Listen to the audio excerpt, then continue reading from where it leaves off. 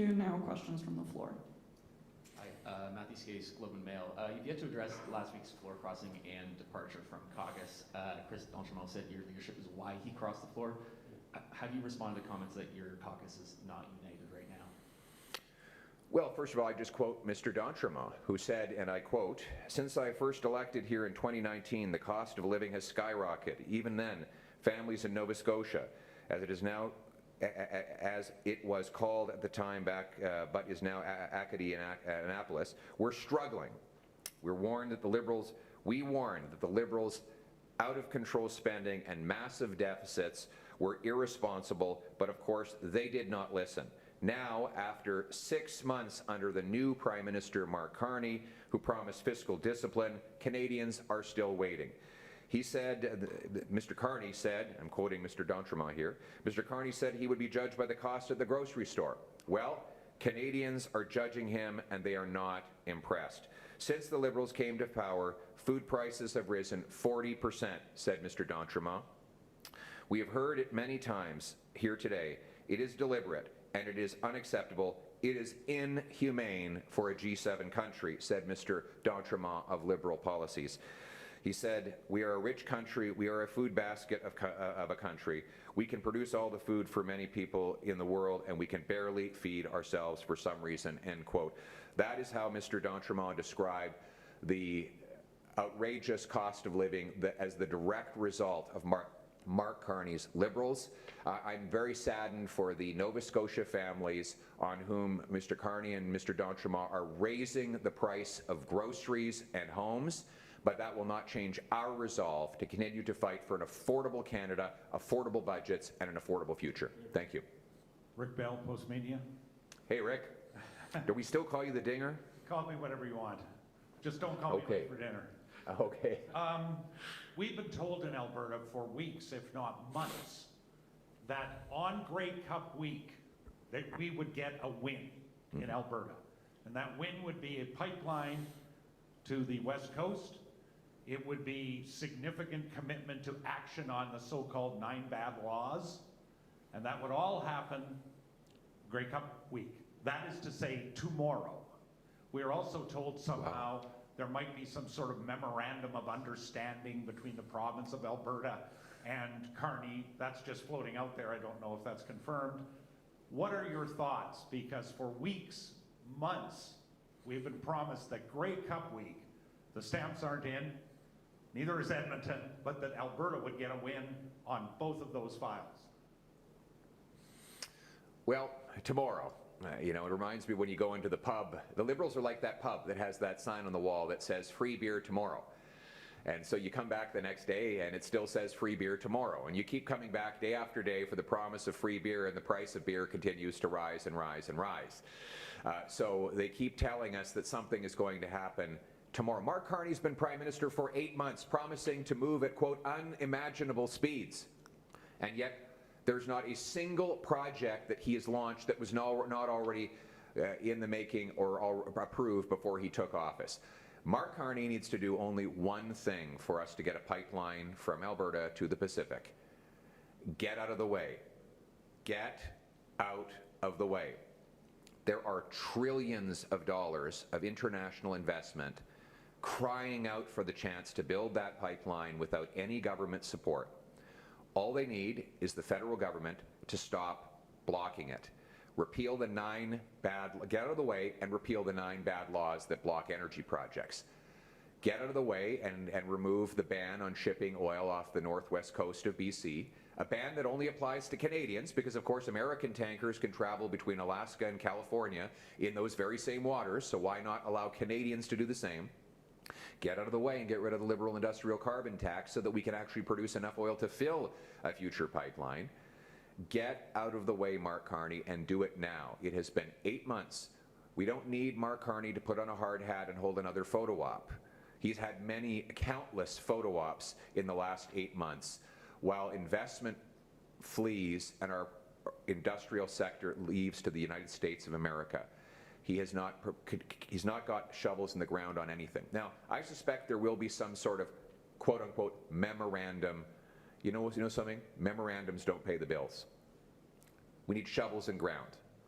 So Mark Carney should get out of the way and tell us on what date will shovels be in the ground on a new million-barrel-a-day pipeline from Hardisty, Alberta to Prince Rupert or Kitimat, British Columbia.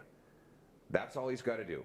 Give us the date, show us where the shovel will hit the ground, and tell us on when it will happen. That is what we need to have. Get out of the way, Mark Carney. Hey, Tim Brooks, CTV. You lost 2 MPs the week of the budget. One cited your leadership as a reason for leaving. I just want to put Carney and the Liberals to the side here, just as you personally. Of course you do. Does this say anything about your leadership? Have you maybe reflected on your leadership style moving forward? No, we are. My plan is to continue to lead and be the only leader in the country that's fighting for an affordable Canada, where our people who work hard can afford a home and food. That is my agenda. And I will just quote Mr. d'Entremont when he speaks about Mark Carney. He says, after 6 months under a new Prime Minister who promised financial discipline, Canadians are still waiting. He said that he would be judged by the cost of groceries at the store. Well, Canadians are judging him, and they are not impressed. He said this only a few months ago. Since the Liberals came to power, food prices are up 40%. We have heard it many times here today. It is deliberate and it is unacceptable. It is inhumane, said Mr. d'Entremont, for a G7 country. So he said that Liberal food price inflation under Mark Carney was inhumane, and I couldn't agree more. And I feel badly for the inhumane conditions, to use his own words, that he is now supporting for his own constituents. But I won't just quote him. I'll quote Nate Erskine-Smith, a Liberal MP, who now says that his children should not have to pay for Mark Carney's budget. Let me see here. Now to the bad and more fairly, where expectations were set at a level we failed to meet, including on the question of generational investments. The budget falls short of these specific promises in our platform, and it unfortunately falls well short of the wartime home building effort that many of us thought we'd deliver. It's certainly not a budget that should throw us into an election at an uncertain time, but it does not live up to its promise of generational investments. He goes on to say, this is Mr. Nate Erskine-Smith, a Liberal MP, that Mark Carney has broke his promise to spend less, with $90 billion of new spending, only 36% of which is actually capital. The rest is more costs. So when you have a Liberal MP attacking the costly credit card budget that Mr. Carney has put forward, then we see turmoil in the Liberals, and I know that there will be wall-to-wall coverage on CTV of this turmoil, of a Liberal MP criticizing his own budget days before the vote. I know you're camped outside his office right now, waiting to get comment from him. I know you've been chasing Mark Carney down hallways to find out what he has to say. I mean, it's just been the relentless coverage that you will have of this dissent within the Liberal Party. I understand also there's former Liberal Minister Guilbeault is unhappy with the environmental policies that while he supports raising costs, he doesn't think they raise them enough. We've got Wilkinson is unhappy. So I know that I'm looking forward to seeing the wall-to-wall coverage on CTV of all of the costly turmoil in the Liberal budget. So I will be tuning in tonight to watch your newscast. Thank you. Hi there, Sydney Fazard with Rebel News. Last year it was reported RCMP published a secret report suggesting Canadians may revolt once we realize how broke we are. This year, under Prime Minister Carney, we're approaching a $100 billion deficit. How close are Canadians to a breaking point? Well, many are already broken. That's not the only report. The Liberal government, there was a leaked report that came out through Blacklocks. Got very little media coverage, but it said basically liberal policies had us on track so that Canadians will have to forage and hunt for food because they can't afford groceries. Like, this is in Canada. This is the talk that you would expect in an impoverished, overpriced third world economy. But that is the trajectory that the Liberals have us on. And this costly credit card budget of Mark Carney will make that even worse. Canadians can't afford life. They are absolutely desperate. Go into our streets and talk to people. Ask them about their lives. Their lives are falling apart because they cannot afford this costly government.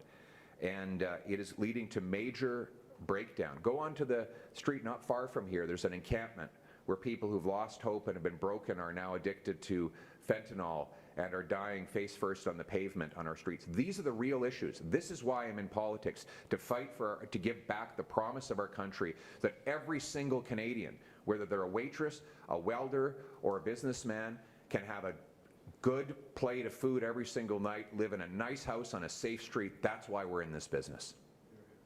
Thank you. Last question. Aaron Collins, CBC. So Chris D'Entremont, just turning back to last week, said that your party is being run like a frat house. So I'm just curious what you think he means by that, and if you think Well, that I think that CBC had to be. Are you with CBC, by the way? Yeah, that's what Oh, okay, right. So I'm just curious if you think that that could lead to more MPs leaving your caucus, and what you think he means by that. Well, first of all, CBC has had to correct the falsehoods that they put into that story. So I encourage you to tell Canadians about the falsehoods you published and explain why you did that.